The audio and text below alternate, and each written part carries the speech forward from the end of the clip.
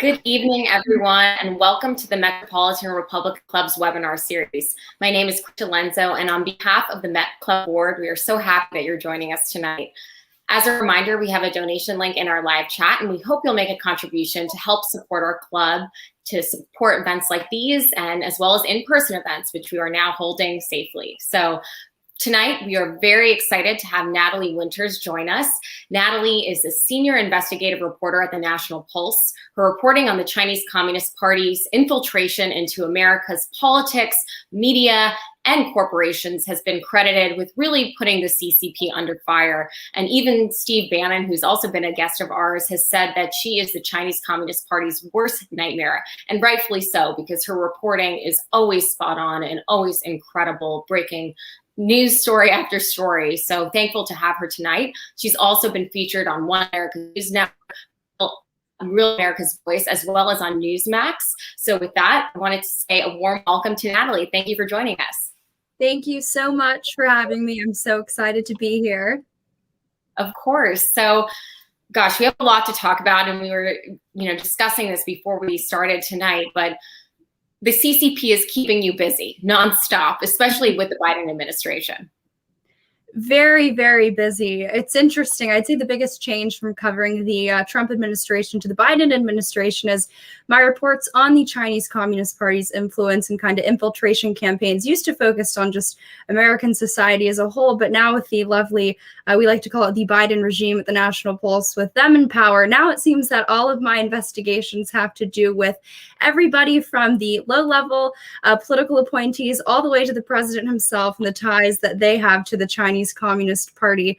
So it's I never get a lot of sleep anymore, but it's well worth it, because the Chinese Communist Party certainly is the top threat that America is facing today. And we're thankful that you're not getting sleep, because the stories you're breaking are really incredible. And one of the exclusives you reported on for the National Pulse was a story about the Chinese Communist Party's infiltration in America's media.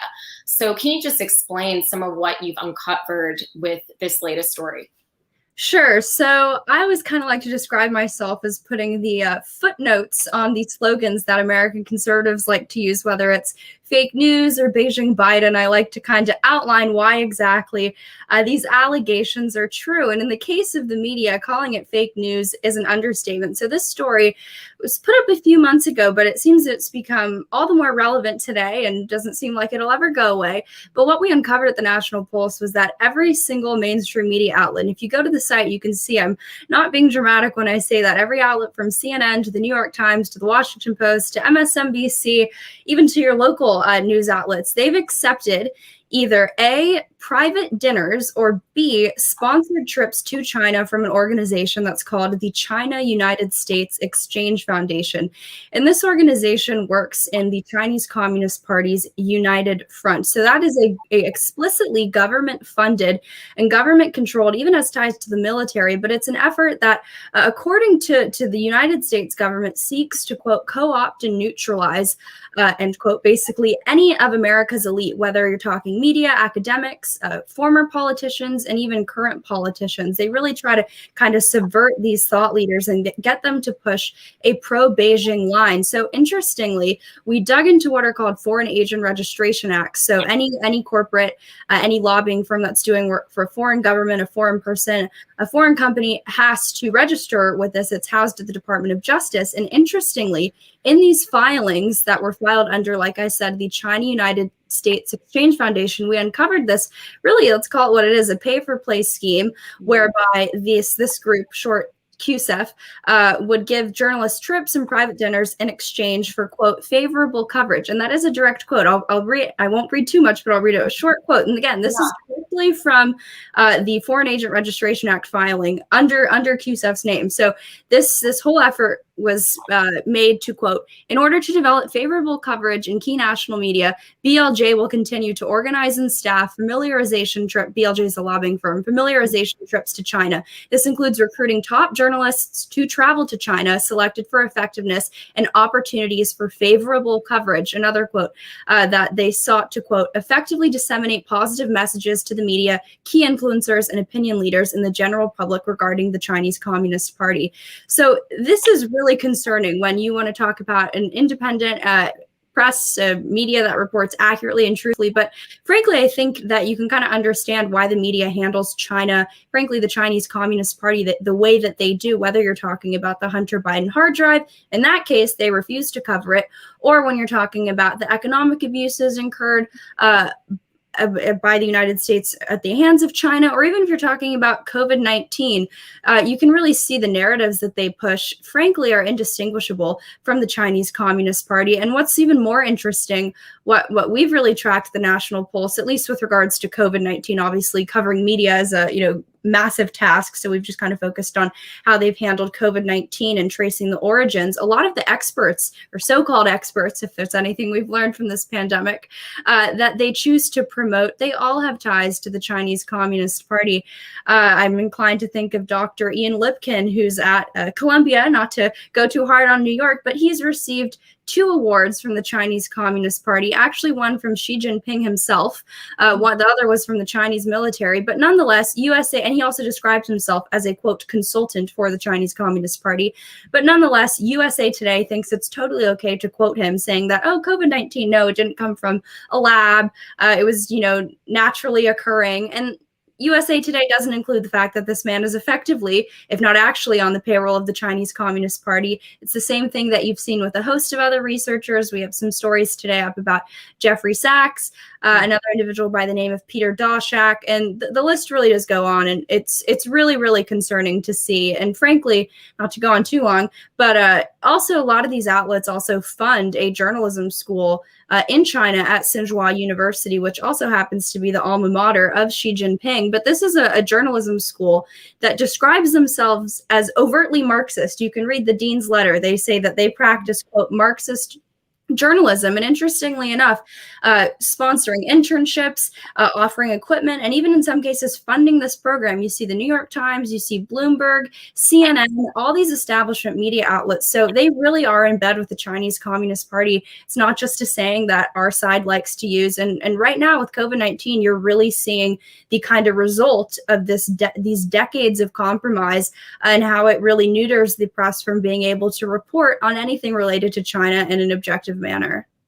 Well, wow, that's a wealth of information. And obviously, you've done so much research. You mentioned Jeffrey Sachs of the Lancet Journal and the connections with him and China, of course. But, just to back up a little bit, we've had a lot of investigative reporters join us, and clearly you guys are doing the work that the government, the DOJ, that, our investigation, with the various intelligence agencies here should be doing.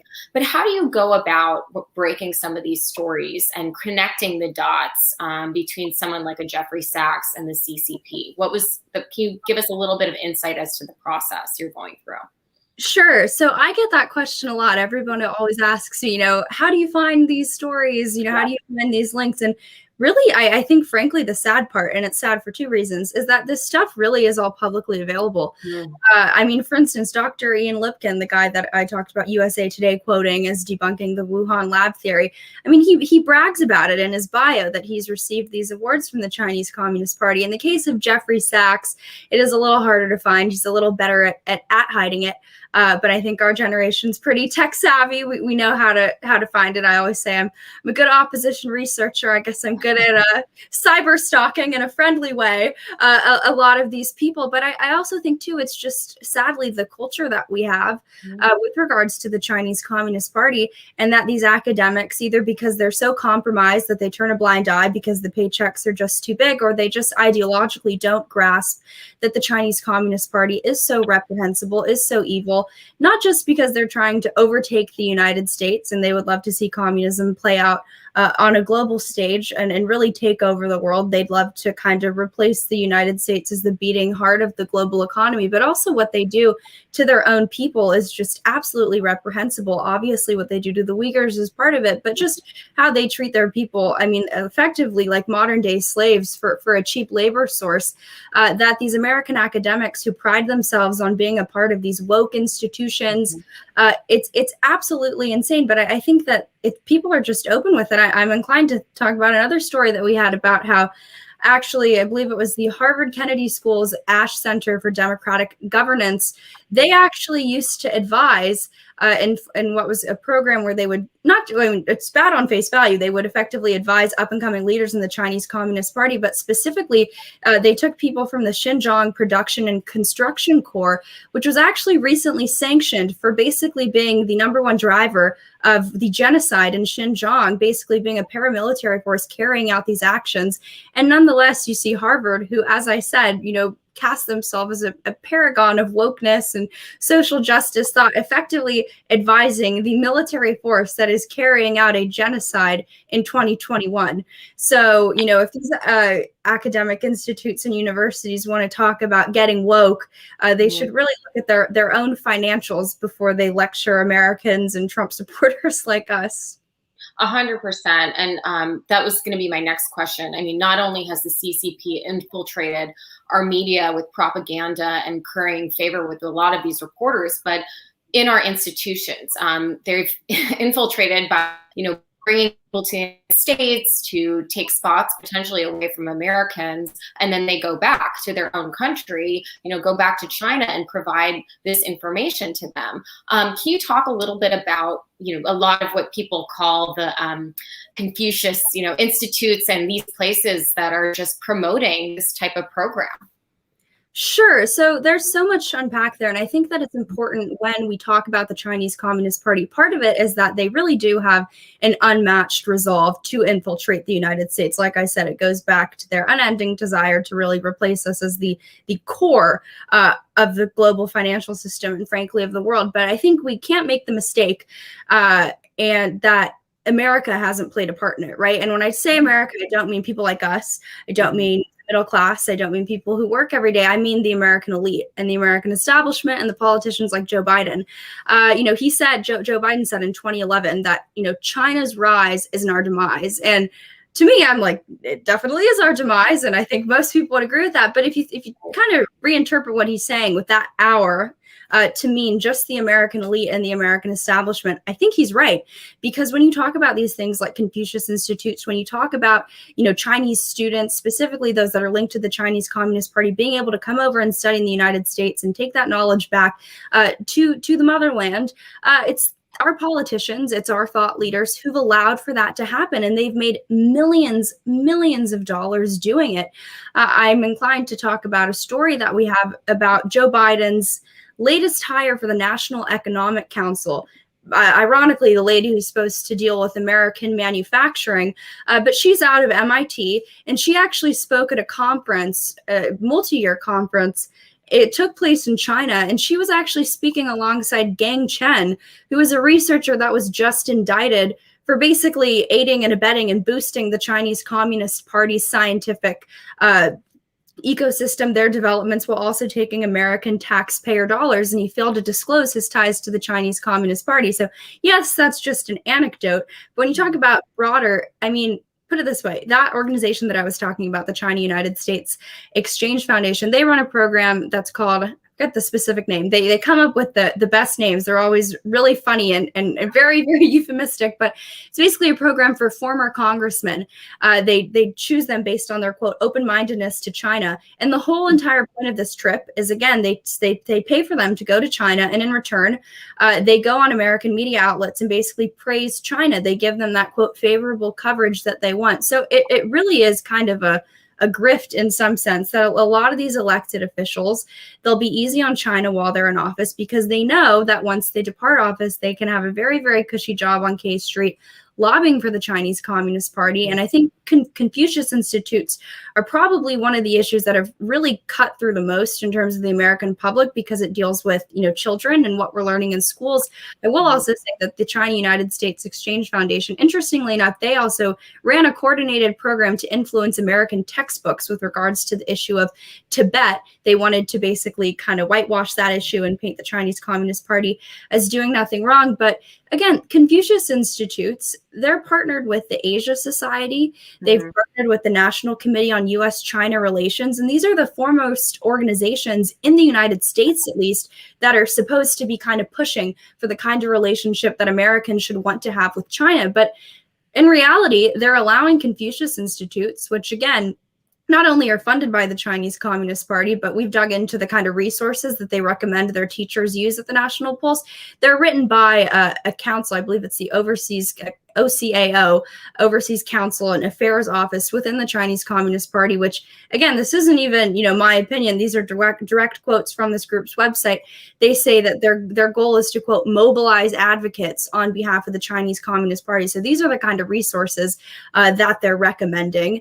Mm-hmm. And it's a really, really messed up ecosystem in which you see these American lawmakers who welcome it with open arms, because they know once they depart office, waiting on the other side is some form of lobbying job with the Chinese Communist Party. Even our current ambassador to the UN, she spoke at a Confucius Institute a few years back, and that's in addition to being a consultant at a DC firm that has extensive contracts to the Chinese Communist Party. So, I think the biggest thing for me is that when you see all these politicians, these thought leaders, these academics who are on the payroll of the Chinese Communist Party, and particularly people who've just departed government, you really should ask yourself, why is the Chinese Communist Party willing to pay these people, in some cases, millions of dollars, if they don't think that they're amenable to advancing their interests now? And frankly, if they didn't in the past think they were amenable to advancing their interests while they held these positions of power. In terms of politicians who are influenced by the Chinese Communist Party, and even former politicians, and we will criticize Republicans, before, and especially on this webinar, we've said, certain Republicans have not stepped up to the plate or are potentially compromised.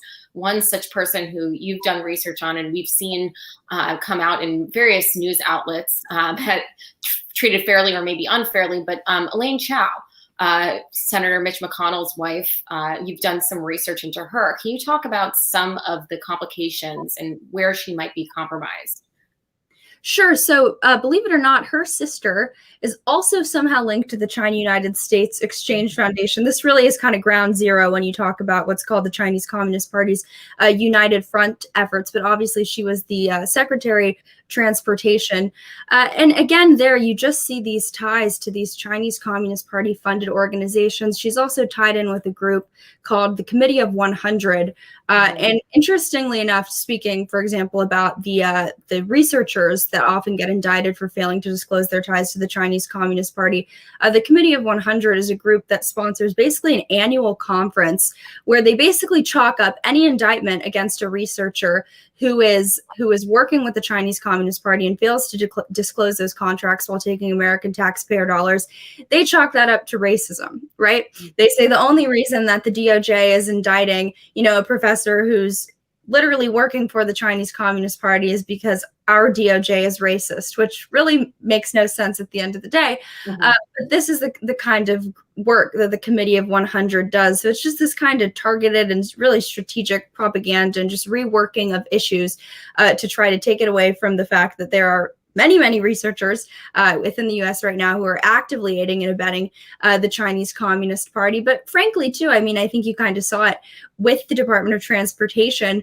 Obviously the Trump administration did so much when it came to tackling the Chinese Communist Party, really with a level of nuance that you don't see outside of people who cover this beat and who focus on these infiltration operations. But, to some extent, there was still a little left to be desired. And I think that when you see people like Elaine Chao in there, it's no wonder why sometimes, there was a little left for wanting in terms of taking on the Chinese Communist Party, certainly in the transportation sector. But I will say one thing, too, just broader, because, I'm all for dunking on establishment Republicans. I think, frankly, they're almost more guilty of signing these lobbying contracts and going on to work for the Chinese Communist Party. It probably works pretty nicely because I guess they have no principles, hence why they're establishment Republicans the first to lecture us on being the principled ones. But I think as we're talking about kind of reforming the Republican Party, right, hopefully kicking these establishment Cheney types out and getting in the America First types, we really need to make sure that we have in place legislation and rules that prohibit and forbid these people from going on to lobby and work for any of these Chinese Communist Party and Chinese military linked organizations. Because I think if there's anything that we've learned from this last election, it's that corporate America can almost be more effective, and big tech can almost be more effective in influencing American government and politics than, say, a single representative within the government. So I think that we could kind of create a very, very, very scary situation if we were to have a mass exodus of all of these establishment Republican types who are really just looking to sell out the country to the highest bidder, and we release them with kind of, free reign to go and lobby for the Chinese Communist Party. So I think it's really, really important that we pursue legislation that would prohibit that from happening. And we also discussed before we came on, you were on War Room previously, and a lot of us follow War Room religiously. So wanted to hear, for those of you who haven't heard the story, some of the stories that you broke on that show as well, with respect to Dr. Fauci and his connection to the Institute of Virology, and how he's really compromised us with all of his bureaucratic dealings. Yes, so I am hot off the War Room press. I just talked about 2 stories on there. One has to do with Fauci. Perhaps some of you guys saw the pretty epic exchange between Jim Jordan and Fauci today, where Jim Jordan repeatedly asks Dr. Fauci, give us a number, give us a specific number, give us a fact, give us a data point that we can tell Americans this is, the point of herd immunity that we need to get to, where we can kind of resume normal life. And Fauci just sits there basically incompetent of giving a number.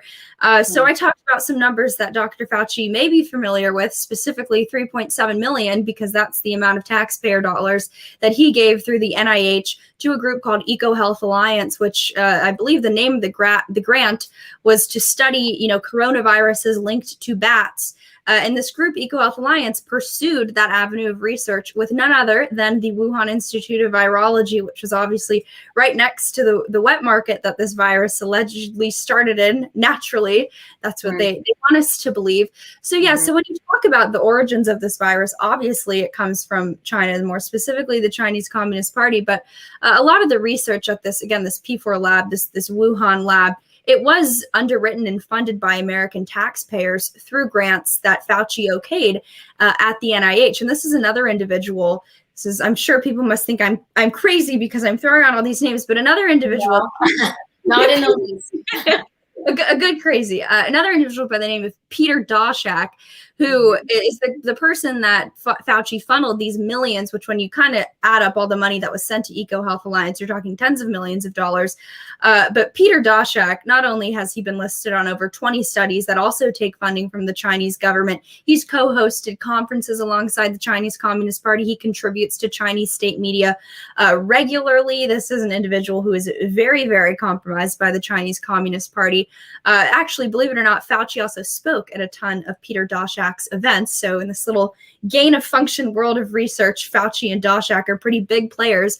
But specifically, we're talking about how Fauci basically funded the research that led to the creation of this virus. And interestingly enough, you want to talk about another body that's very compromised by the Chinese Communist Party. You got to talk about the World Health Organization. And interestingly, the only American member on the recent delegation to China to kind of uncover the origins of COVID-19 was Peter Daszak, again, an individual who's highly compromised by the Chinese Communist Party. And then the other story that we talked about, which of course all roads lead back to the Chinese Communist Party, was how Stacey Abrams is actually on the board for over 3 years at an organization by the name of the Center for American Progress, which really is a hotbed for a lot of people who now work in the Biden administration, or Biden regime, Raheem. That's my bad. She serves on the board of this group, and believe it or not, the China United States Exchange Foundation also has their influence tentacles in the Center for American Progress as well. Not only have scholars from the Center for American Progress for over a decade now taken sponsored trips to China from the China United States Exchange Foundation, but the Center for American Progress has also co-authored reports with this Chinese government group. Nonetheless, Fauci feels that it's not Fauci, Stacey Abrams, they kind of the same, not really, but that she feels okay to sit on the board of this organization. And interestingly enough, Joe Biden's China coordinator in the State Department, I forget some specific area is her her issue that she focuses on, but she's tasked with kind of reviewing Huawei and our designation of that Chinese Communist Party linked tech firm as a national security threat. But she was also the China director at the Center for American Progress. And interestingly enough, we found emails from WikiLeaks, actually, where she's emailing with a couple of people who work at the center, the Stacey Abrams Link Center, and she says that she is, quote, fine with the Chinese Communist Party buying influence among American think tanks. So this really is kind of ground zero in terms of QCEF and then the Center for American Progress. This kind of really what we're talking about here, which is the American establishment selling out to the Chinese Communist Party, whether it's in the form of free trips, private dinners, or frankly, just checks signed. But yeah, Stacey Abrams, nonetheless, she's also linked to this whole kind of orbit, this whole very, very lucrative grift, as I would describe it. A lot of this information, as you mentioned, is publicly available, and obviously the media doesn't report on it, but you have reporting at the National Repulse, reporting at the War Room. But you've been subject to numerous, DDoS attacks at the National Pulse, as well as your Twitter account was banned. So what are you doing now as a journalist to get your information out there and to pivot when you do get banned, which is at this point inevitable? Yeah, I think we're banned by a lot of people. Honestly, it kind of makes me laugh because there's some services that I didn't really even know that we used.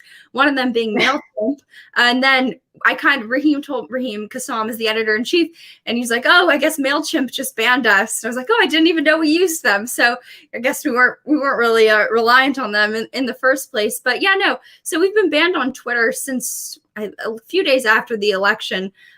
We ran a live blog covering basically all the kind of wrongdoings by election officials, primarily Democratic, and kind of on the ground injustices that were happening with regards to watching ballot counting and ballot curing. But the tweet that really did it for us was a direct quote from the CDC. I see Raheem says hi on my screen. Friend of the show. As Natalie said, Raheem is the editor-in-chief of the National Pulse, and we follow him closely as well. Yes, but the tweet that really did it for us was, again, not editorializing, just sharing a direct quote from the Center for Disease Control, talking about how if you had COVID-19, you could still vote. You just had to wear a mask while doing it, which we thought that was a pretty significant admission, because that kind of, nullified any real need for this whole massive mail-in ballot push and these absentee ballot campaigns. That was the tweet that got us banned. But in terms of combating the censorship, I mean, we've seen nothing but growth, really. Which is, I guess maybe it's the Streisand effect. But our stories are definitely cutting through. I'm not banned on Twitter yet. Raheem is still active on Twitter, and we had our Facebook page reinstated a few months back. But we're really lucky. We have a really great group of supporters who are very, very, very strong and committed to sharing our work and really getting the work out there. We have a Discord channel, which you can actually join if you go to thenationalpulse.com/support. Shout out to them. They're great. I was talking with them last night, but Raheem and I will sometimes pop in the chat and kind of talk about what we're breaking, what we're working on. But I think it's really just about sharing the stories and getting the stories out there. As Peter Navarro said on War Room today, you got to diversify these social networks that you're on. But as it stands, I think we have pretty good dissemination in terms of our stories on these various platforms. Definitely. And unfortunately, though, today, James O'Keefe, who we also follow from Project Veritas, was banned on Twitter for a lot of his reporting with respect to CNN's Jeff Zucker and some of his directives he's had over there. I don't know if you work directly with him, or obviously I'm assuming you follow him, but what have you seen with his reporting and what he's been breaking as a journalist? I mean, absolutely amazing stuff. As an investigative reporter, I mean, I can only admire the work that Project Veritas does. I've always said I'd love to launch a Chinese Communist Party branch of Project Veritas and do some of the work that they do, but go after the kind of Chinese equivalents of our mainstream media. But no, I mean, it's absolutely great what they do. I think my favorite part of the recent exposed CNN leaks that they had was the fact that they met this guy, Charlie Chester, I think is his name, which kind of sounds like a fake name, but that they met him on Tinder, and this was like the 5th date that some girl was with him on, and that was when he started spilling all the beans about how CNN does their work, how they, spread their quote propaganda and are trying to take out allies of the president, the former president, like Matt Gaetz. So I think that maybe kind of shows you the psychology of the people who work at CNN. But that's the kind of resolve that our side needs in terms of media. I don't know about you, but I'm so tired of so many of these people in conservative media and these outlets, choosing to go the route of writing op-eds and just kind of offering very soft commentary on these issues. The left is, even though they are very compromised in terms of media, they're very, very good at creating narratives and doing investigative reports. Granted, 99% of it is misinformation. They're fed dossiers from groups like Media Matters, groups that we've dug into and actually found Chinese Communist Party links to, foreign government links. But I think our side, in terms of the journalism side, really needs to kind of follow in the steps of Project Veritas and push forward on this investigative reporting and presenting readers and viewers with new content, as opposed to just, op-eds that have good titles and pretty pictures, because that's how you really move the needle. And it's effective because we're the ones they're banning, right? At this point, I think if you're in conservative media and if your outlet isn't banned by someone, you're not doing something right. So, right, exactly. I think that's very, very true. Don't get banned after this, and maybe I'll be banned soon. But yeah, I think our side would do a lot better to really just focus on these investigative reports, as opposed to sharing their opinions. I guess I'm sharing my opinion as I'm saying this, so I'm aware of the cognitive dissonance. But no, Project Veritas is absolutely amazing. But the fact that they are banning them, I really think shows you that they know that they being the establishment media outlets, that they're on the back foot, because they know that the information that Project Veritas is reporting is legitimate, it's accurate, it's not fake, it's not Russian disinformation, as Hunter Biden would say. So they feel the need to cover it up. So I think in some ways, obviously, it's reprehensible as a country that prides itself on freedom of speech, but in some ways we should be patting ourselves on the back that we have groups like Project Veritas who are effective enough and, really dig the knife in deep enough that big tech and these, huge billion-dollar companies really feel the need that their legitimacy, that their kind of power is threatened. So turning to you, Natalie, personally, in all of the research you've gone through and uncovered with your stories, what story are you personally the most proud of, trying to get the facts and really disseminating it out to the general public? Okay, that's a difficult question. But I've always wanted to ask you this, because I'm constantly seeing your stories, and I honestly would be proud of every single one, not to say too much, but I think there's just so much that you've uncovered, and curious to know what was like thus far, obviously your career is new, but what's been the most maybe even astonishing story that you've revealed? Sure. Well, I do have a forthcoming story that has to do with the identities of the journalists who were taking these trips to China. So I think that'll probably take the place, but I think it's going to get published in a week or so. So I'll table that. But as of stories that are currently published, this was last summer. It was the peak of the riots. It was basically, I think, a few days after President Trump had the amazing walk from the White House to standing in front of the church and holding the Bible. And there was an individual, I forget his name because frankly he's irrelevant, not that the media would tell you that, but he was somehow linked to, he wasn't actually in the military, but he was part of some like oversight board or something. And he wrote an op-ed saying, I'm resigning, I can't handle it. What President Trump is doing to our country is so awful. That walk across the church, that was, absolutely demeaning to a man in uniform. And I was kind of curious. I was like, who is this guy? I've never heard him. Every single media outlet is now, blaring his name 24/7. It's on the Chiron on CNN. New York Times is writing pieces about him.